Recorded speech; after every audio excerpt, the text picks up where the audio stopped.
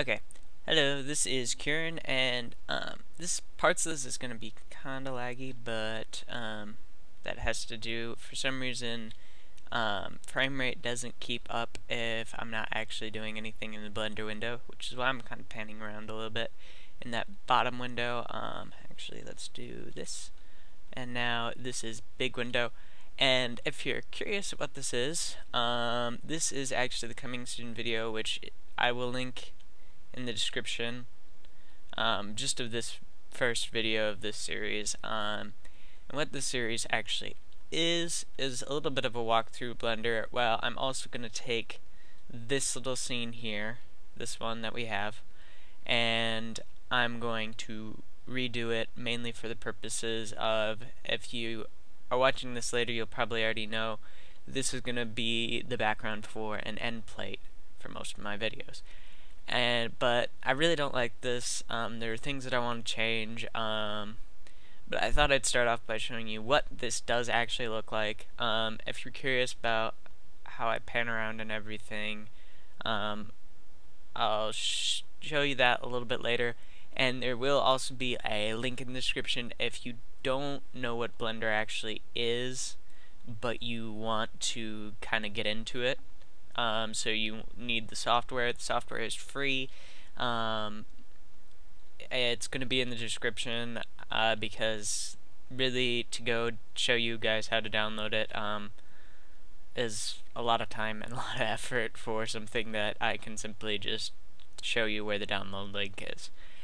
And now the thing is right now, because of working on this project, I have managed to screw up my factory default settings because I changed settings, and I'll talk a little bit about how the factory default settings works and stuff. But also, if you could tell, I don't really like the lighting of this because, just as you could see, I'm gonna back up. These letters are actually red. You could definitely not tell that because this is a spotlight in the back here, this little thing that I've kind of got highlighted, and it really was overbearing, but it took several weeks, and it's why I was kind of dead for a little bit, was rendering all this. It was a 900 frame thing, which comes out to, at the base frame rate, every video I do is roughly 30 frames a second.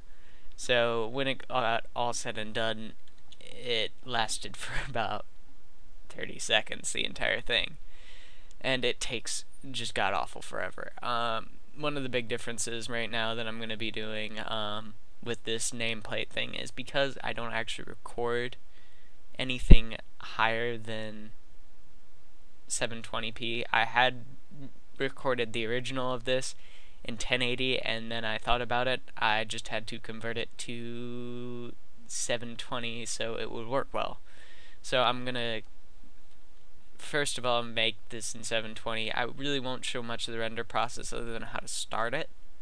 And I do ask that if you do follow along, if you do create the scene that I create, you don't actually use the scene, because it is a scene that I plan on using for most of my stuff, and if you do use that particular scene, and I don't really mind if you use, like, this cloud is fog, and so I'm gonna have pillars and stuff. If you have a similar scene, I'm not really gonna, but if it's like exact same, and some things aren't possibly be the exact same because I'm gonna use some textures and things which I obviously didn't use in this, mainly for time's sake.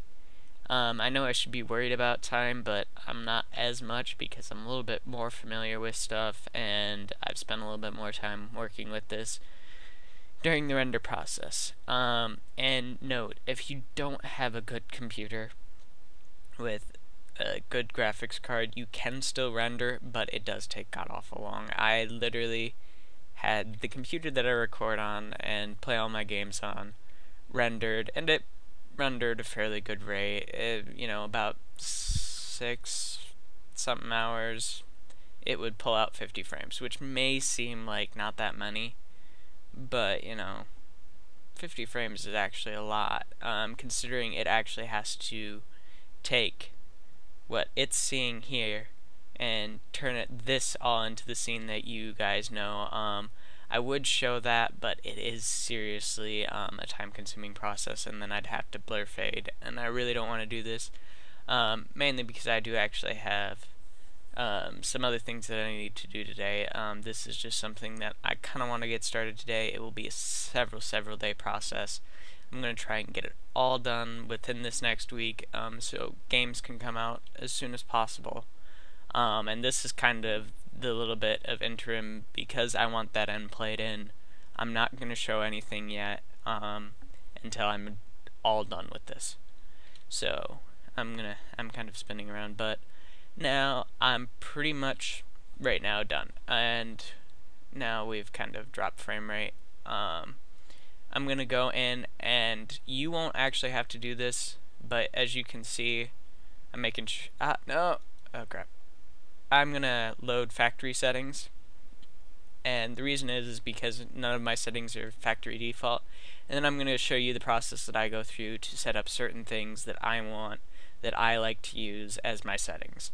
It doesn't mean these are the best settings, it may not be even settings that you like, but this is how I like it and how I've gotten used to it. So if you see me do some things, mostly I do keep default settings, but if you see me do some things like I do change some of the keys around just for ease's sake, and I also I don't know if it was if it's factory setting now, but when I originally got this, it wasn't factory setting. This is an updated version since the first one that I originally got, which I've had this for a while. But the factory settings of how it rotates isn't very nice. It's kind of actually a real big pain in the butt. So we're going to reload factory settings, which will set everything back to what it's normally is. Which this is how if you open Blender, this is how actually it will look like this with this splash screen. And as you can tell, I've got a couple things in here already, but we're not actually really going to be worried about that. Okay, now I'm not exactly sure what this page this starts on, but I first go to input, and actually, wow, I think this is all actually, I have to look at the rotation style. I think this pretty much is stayed where I want it. I'd have to look at the stuff to see. I do know that the select normally is actually no, select is with your left. I need to make sure that works actually how I wanted it to. And I think the turntable is the one that I like, so I'm gonna really quick make sure that everything's the way I want it, and if it's not, I will be back in here. Otherwise, I'll just keep going back through this. But these are basically all the settings I changes right here. You may want to set up files like temp drive and things, which actually I should set up right now. Let's see if it's gonna kick me into a different window. No, it's not. And these are actually all the frames. But instead we want it on this drive. This is actually my work drive that I do all my stuff on. And so this is where all my Fraps stuff is collected, and some odd stuff that really probably doesn't need to be here. Create a new directory, and we're going to call this Blender temp, or just Blender, and then in here we'll make a temp drive, which, if you're curious, I don't know actually how much space. It doesn't take too much space to render, and if you noticed those, oh, that's not how I want. We're at 0 frames a second. But if you noticed, I actually have quite a few images, not an actual video.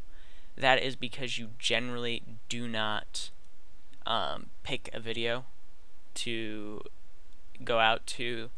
I know that the way I do it, you can take it into, if you have a Premiere Pro, you can take it into Premiere Pro and it will auto do things. Also, I do change this. The compute device is a CUDA. The reason I do that is because my graphics card is actually faster than my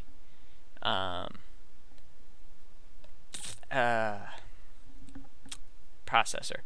Now, yeah, that was a dirt phase.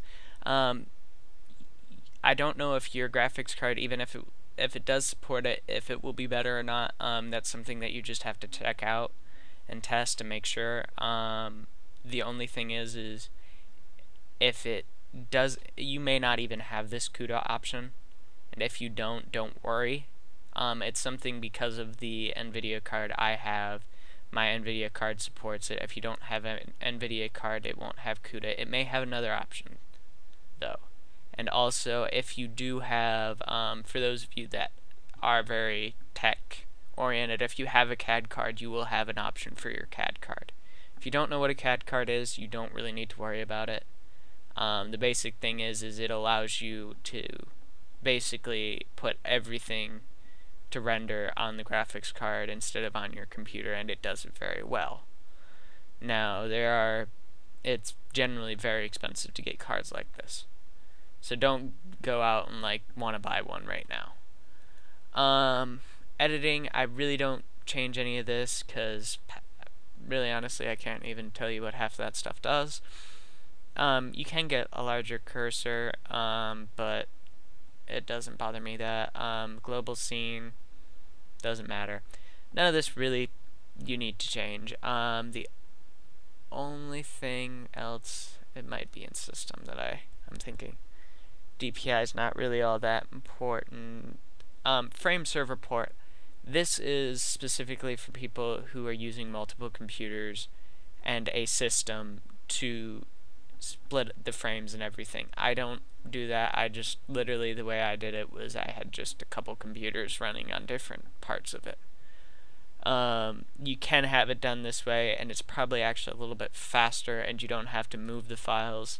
But I had the means to move, and I really didn't want to take a whole bunch more time setting it up, even though it's probably a good thing. I don't really worry about texture limiting. If you really feel a performance issue, you may want to look into seeing what this all does. I'm trying to think. There is... Oh, and this is also colors. If you want things to be different colors, they're all through here. I really don't bother with it. Oh, add-ons. Cloud generator.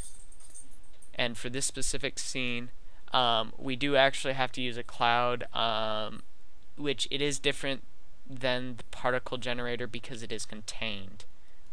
Now, the reason it matters, and I'm gonna kind of see, and when you click this, it officially enables it, and it's now going to be part of your scene. The reason it's important to use this instead of just a normal particle generator is I don't actually know how to contain the particles within a specific space like it needs to be. Now, if you noticed, it looked really kind of funky due to some of the settings I set. The basic settings for a cloud is that you have one set of particles that stays throughout. I didn't want that, so I tested some settings so it would actually look like it's moving. I ended up making it move too fast, and that's something I plan on rectifying with this. So we're gonna try and get some things in here. There are all kinds of other mods. I'm gonna take out that. These aren't mods, these are add-ons, and you can get more. It's just all Python stuff. You could probably even learn how to write these, but this is not any of the stuff that really is any important. And as you can see, some scripts don't actually work all that well. They need to be repaired and things, but the nice thing is that you are told that they need to be repaired. And you see a whole bunch of stuff going down through here. The 3ds format for Autodesk. So if you're bringing in things from Autodesk, you have that. Whole bunches of stuff that really, in truth, you probably won't ever need. The cloud generators here, which adds objects. There's a couple other objects to chain, but again, a couple things that I may eventually use chains. I don't know. You could probably just make the chain on your own. The only thing was about the cloud is I couldn't figure out a good way. I did try doing the particle generation and stuff, and it was big pain in the butt. There's specifically renders. You can use this to look through them by section. Import, export if you're looking to do it to a specific thing. And this really, unless you have something really specific that you're planning on doing it, like here, for people who work with the Unreal Engine, you can export to the Unreal files, and that makes it really easy for building levels with, or building your game if you're actually using the true Unreal Engine, not just the Unreal Editor, which actually I think the engine's actually called the Unreal. No, it's not. I don't remember what it's called. And this is actually for a special type of rendering and stuff. I don't actually know how. Maybe it does it a little bit differently, and it actually works as a game. I'm not sure. I haven't looked into using this, so I don't know. These are just other random things. Scene information. Actually, that this is just about the .blend file, so if you want more information, you probably would want that on. There's some rigging stuff. I don't know what it does, and I'm just really kind of wasting time here. Got two and can't think of the word that I'm looking for. But a global scene, auto perspective. This is actually something that you may want. Auto perspective, it changes you to a perspective view if you accidentally slide out of your orthographic views. Because really, it's really hard on the eyes if you aren't actually in one of the left top side view, the front top side views. If you try and actually look at it in orthographic mode, it really hurts the eyes. It's really a big pain. That is important, and so pretty much that's about everything that I keep on. I'm not sure. I will come back if the orbit style is wrong, but I think that's actually how it's supposed to be. Everything else looks fine, so we're going to. Okay, so now, as you can see, yes, it does work the way I want it to. I assumed it would. Now, the one thing that we do want to do is we want to say save user settings. This saves this as the default file that we load. Say I, for instance, make a file, make a whole bunch of changes, and then I give this file to my friend. I change all my settings and things and my interface and stuff. The nice thing about Blender is, for like, if you add, which I'll talk about layouts in a moment, if you add layouts, your layouts come. The bad thing about them is you also get the settings, like the way I changed actually I didn't change trackball, but the way I changed to select with my left mouse button. And that would change. The right mouse button moves this, as you can see this little crosshair, that's where everything spawns, basically, would be a good way to say it. It's where everything is put into Blender space. And so it's really kind of useful to have that. I like having my left mouse button because it's the mouse button I'm used to clicking. I like selecting with that. And the middle mouse button is how you pan, and if you hold shift, well, that's not how you pan, it's how you turn, how you orbit. Shift is pan, and mouse wheel is zoom. And I think that pretty much covers everything. Control is another zoom. And I don't think shift control does anything differently. No, it doesn't. It just does the zoom. Apparently, control overrides shift. And also, so this basically, if you do save a file and give it to a friend, point of the story is that you will keep like settings and things. Now this is nice when you set up your settings and you move a file between several computers. It's good for being mobile, and it's also good for it saves the layouts.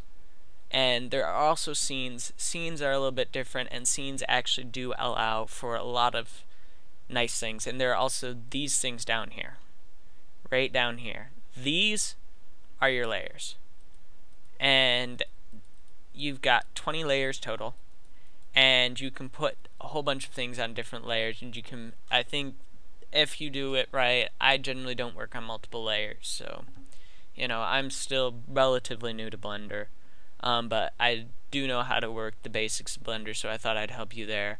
And if anyone has any comments about something that I did, something that I said, if I said something a little bit tad wrong, please do leave it in the comments. I would like to know. But so layers, I think though you can turn them off and on for rendering purposes. Like you can render layers 1, 3, and 5, and then not render any of the other ones. I think that's how it works, and this would be something that you would deal with over here. Renders. Oh, yeah, you add render layers, and then you click the render. And this is down here, the time track. It's, if you've ever worked in any other 3D software, yeah, that was a difficult thing to say. I don't know why. You're used to this little track which shows your animations. But the cool thing is the way Blender works, each of these are respective panels. And you can, for instance, this is a Control Up command. It's now full screen. Don't want it full screen? Doesn't have to be. Now, one thing that I need to check real quick. Up here, this actually is not the bar that you see here. This actually is only part of a bar. Let's see if we can. Yeah, we can. This is everything that we have done, and it shows us this. Really, you probably will never have to see that. It's not really all that important. You can also click on here and open and close this file thing if you want to, and you can do that down here too. And you have your object mode. If I'm actually clicked on an object, I think I can go to edit mode, sculpt mode, different ways to deal with my object. And then also another thing is, I was going to think about, and I can't think about what I was going to say. You will want to save, actually. That is a good point that I think, now that I'm looking at this. Saving. Saving is critical because when you exit Blender, it does not save. It saves, and it doesn't ask you to save. It just exits. It does save a copy of the file open that you can reload, but do not count on this always, because sometimes Blender doesn't work exactly how it's supposed to, and you end up with a faulty lost, well, it's not faulty, but you end up with lost work because the work that you had you didn't save, and then Blender loses it. So that's just something to keep in mind, and I'm just trying to center up my camera here while I'm talking. So saving, definitely important. I'll probably save quite a bit. Right now I'm not saving because I'm not really worried. If I lose this, it's just the basic cube. And if you ever accidentally save over your factory settings, which whenever you make changes like adding layouts and anything and you save them as factory settings, it will save everything in the 3D window, in this window, and pretty much anything anywhere. So everything about your Blender file is saved. The problem with this is you also then when you come in, you don't have this basic cube light camera setup. So for some people, they may want to tweak around. They may just want to delete everything and save that as default. But just keep in mind, whenever you save as factory default, click this Save User Settings.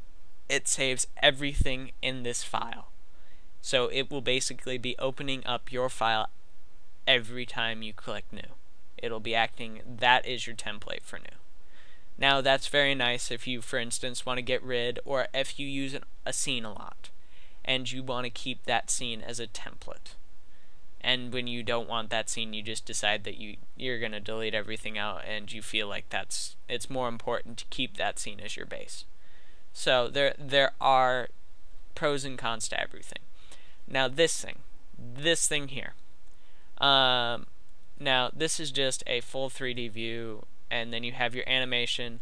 As you can see, all these things, dope sheets and everything, I will talk about this a little bit. I did actually get to use this mainly because when I originally did the animation the first time round, I think it was only 200 frames. It ended up being 900 frames because I felt it was a little choppy, it was a little fast. And to slow it down made it even more choppy. It didn't seem right. So you can do things like that with these things. And it causes, actually it was 250, because the basic 250 is how long it lasts, how many frames. And then you have compositing. Honestly, this has to do, I'm trying to think what this is. This is Node Editor. This deals with textures, a whole bunch of textures, and that's why you have your camera perspective down here in the bottom, is so you can actually look and see how it's affecting your image. And you always see this bar over here. This bar does not actually have to be here. It is not actually important. It's left here because it's filled with a lot of important things. Like it also has it keeps everything. And you drag this using the middle mouse button. The middle mouse button becomes your friend with Blender. You use it a ton. But this is for when you specifically, if you have used, again, if you've used things, this is like the material editor for, well, it's not really the material editor, but there are similar things in 3ds Max, and also in the Unreal Engine. The Unreal Engine uses the node-based system a lot, so you'd be very familiar with this kind of setup. This is just an image viewer down here, so don't be too frightened about this. It's nothing special, and this is just a camera centered on, a view centered on the camera.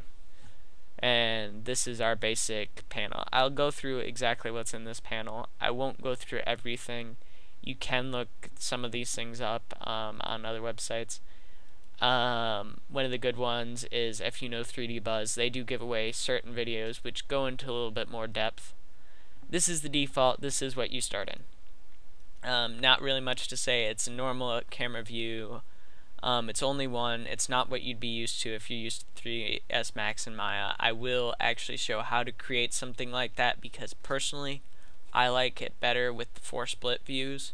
But I'll probably get rid of this track down here because I don't need it. Generally when I work, I want to work with a bigger perspective when I do my animation, and I'll change some stuff around even then. And also this little window up here. I'm going to make it a little bit bigger. This is easy for, shouldn't try and click on world. This is an easy selector. If you have a lot of objects and it gets really confusing, you can click on these things to easily select. And you can also make it so you can't see them, or that they won't render, or that they're not selectable.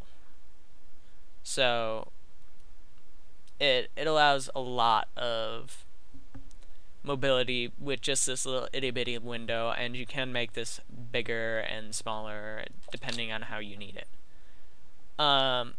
Game logic. This I've never used. I've never found it. I know there is use for it, but I particularly don't have any of it, and I will not talk about it. Not saying that it's, a horrible thing, that it's useless to everyone. I'm just not using it. It is for the game stuff, obviously. So yes, you can use this to make games, and you can use the Blender game engine to render that way, to see how it would look rendered, like if you want a single frame. But I do not use it. This is more about the 3D art making rather than the actual game making. Motion tracking. Again, not something that I'm really going to talk about all that much. It shows you the movie clip editor a little bit. but really, and I want that back to the movie clip editor.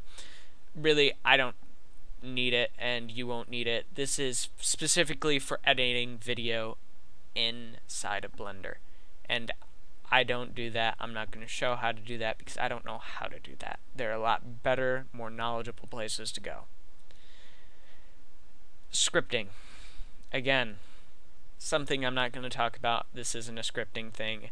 This top bar that you've seen around, that's what this is for, is to help you with this panel. This is just a text box.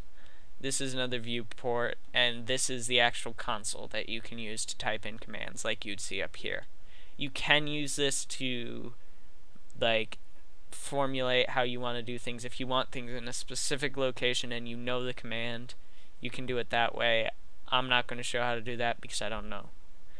I know there are ways, and I know I could easily figure it out, but it's not something I really need, and I really don't like it that much to make stuff that way. It is more used if you're trying to make scripts for like the add-ons.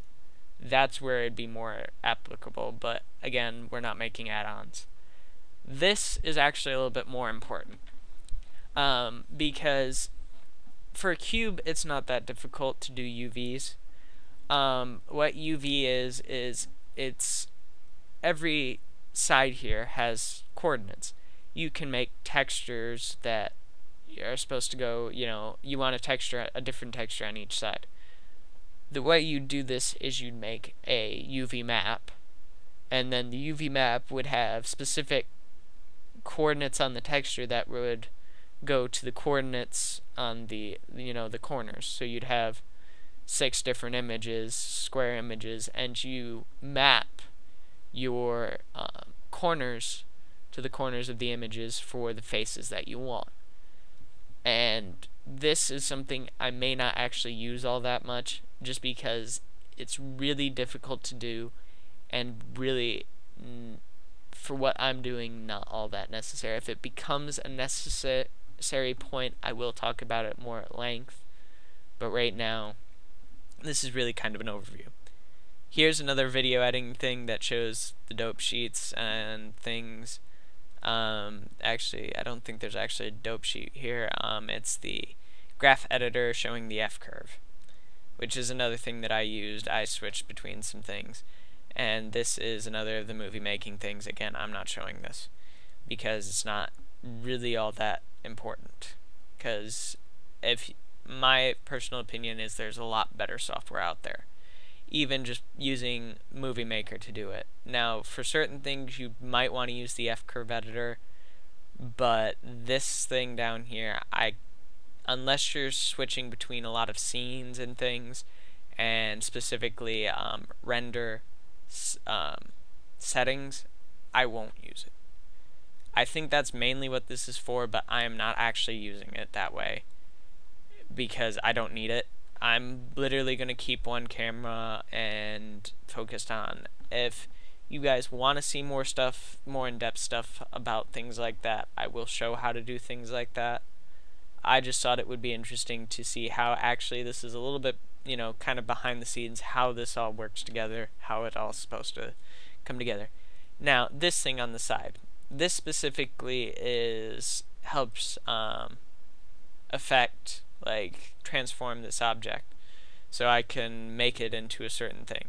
And as you can tell, down here is where our cloud generator is. We can pick the type of cloud.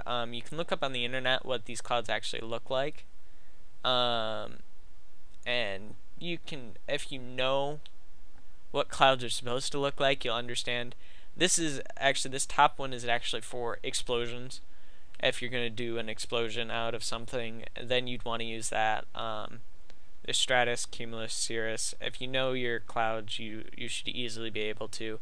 I particularly use particles always. I'm not actually going to generate a cloud right now. But also on the other side, you get this. Grease pencil, not going to talk about. It's really something that you will not need to use. You can use it, but it's not really advantageous. This is actually important. Even though, yes, you cannot understand what quaternion is. It's a lot harder. It's a matrix-based thing. It's very difficult to understand. It helps to, let's use this. So no, we'll use the base. No, that's not XYZ. XYZ. The general thing. There is a way when you do this to turn, you gotta turn it at specifically 90 degrees.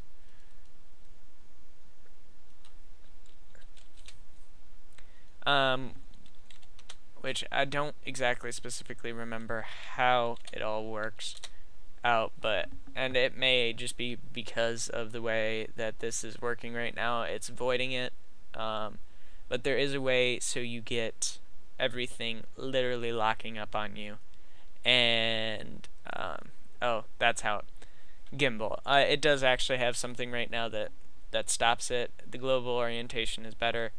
But, you know, if you're working in a local orientation, it can really kind of cause this based on what axis it's oriented upon. It's better to work actually in global most of the time. And I'm going to set this all back to 0. Quaternion, no matter what, will never actually have that gimbal. The gimbal problem is known as gimbal lock. It's where you actually lock up one of your axes. Your axis based solely on how you rotate things. I think it's if you rotate on the Y 90 degrees. Yeah, see, now this is, I can't rotate on one of my axes. So you don't really want that, and that's how you can avoid that using quaternions, or simply the way I'm doing it and just leaving this at global. Global won't have that issue because it calculates it based on the coordinate grid here. That's really all that needs to say. Scale you generally don't want to deal with here, just because it's not the best way to scale an object. The better way to scale an object is to go into edit mode here and use the scale tool, because now if you scale it, it's actually physically going to be that big. And that's how it's going to register. If you use this for anything outside of Blender, it will be scaled. That's where the vertices will be. If you use the other scale, I know there's a reason. I don't think it actually keeps this scale.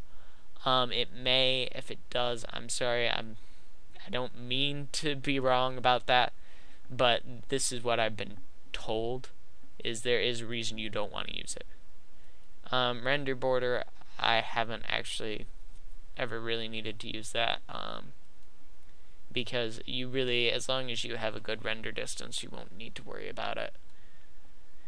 3D cursor, that little thing here, I can move it. It's no longer at 0, 0, 0. Generally though, oh, that's not, I pushed P. Generally, you want it at 0, 0, 0. Origin. Makes it easier to find things, makes it easier to do things. The actual thing that we have selected, our cube, and motion tracking, again, I'm not really going to talk about. Display. When do you display only objects which will be rendered? See, that is actually how, if you see the full 3D view that's back here, you see that it's missing everything else. If you want to show all the origins of objects, all their edges, the grid floor, which you can turn on. And this is actually just as a mild conceptual thing. Z is actually not that top axis. Z is actually in the other direction. Generally, Z is depth and Y is height. So if you run into things where that's not actually the case, where Z isn't going up, it's not actually supposed to. Most things though make that it's the upwards direction, and they place this as a plane, your X and Y. But in most other professions other than 3D, it is considered Y is the up axis. If you actually ever worked with XNA, which is a game studio thing, Z is the depth axis, not Y, and Y is the upward axis. So, also, most games deal with it that way. I'm not sure about all games, I just know quite a few of them do, with Y being the upward. So if you find some weird, funky things like that, dealing with this little thing, but this is always your reference point that you can use down in the lower, which is always referenced based on your camera angle. So it's really kind of just an easy way to look at it. Now, this is my layers and my scenes. Oh, I probably didn't want to. Those are all the scenes, and then I want to click on all these layers again.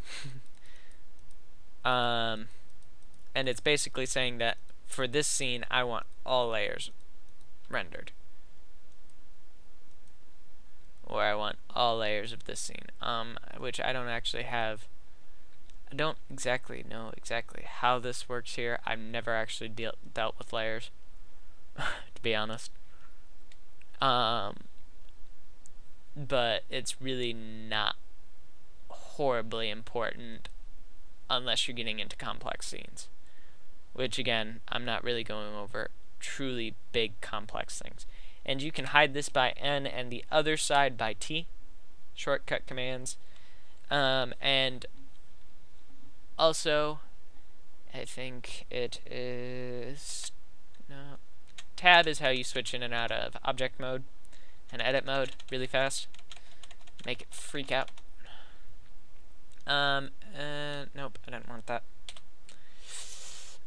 There is a contextual menu. Menu. Can't speak today. Which you can use. I'm trying to think of what the command is to actually open it. I could probably just look it up, but I am experimentative that way. I think it's W. W.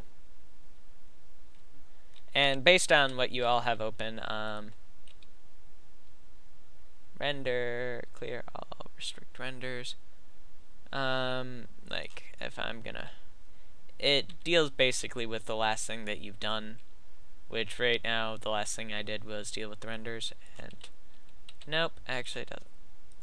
Crap. So let's go to edit mode. There we go. In edit mode it has more things. In object mode there's not that much. See, I can subdivide surfaces, subdivide and smooth them out, merge surfaces, merge things, remove doubles, hide, reveal, all kinds of stuff. Which I will show some of those things off, but not everything. So, and we're going to go back into object mode, and that's pretty much all the big things. And it's, I don't know actually how long this video is, but this is kind of going to be the end of the first video. I think I'll have to look at the time. If I really didn't actually look at when I started this may be really incredibly long. But so next episode I'll really start showing you how to do the layouts and everything, and then we'll start moving into working. This is just more of an overview of what is Blender and some of the things inside of Blender, and then we'll talk a little bit more about some of these windows and things and how to change them. As you can tell, you can change them based on this, but you know what's what. Other than the 3D view is kind of obvious, it is that one. And we want the properties back. This is the properties window.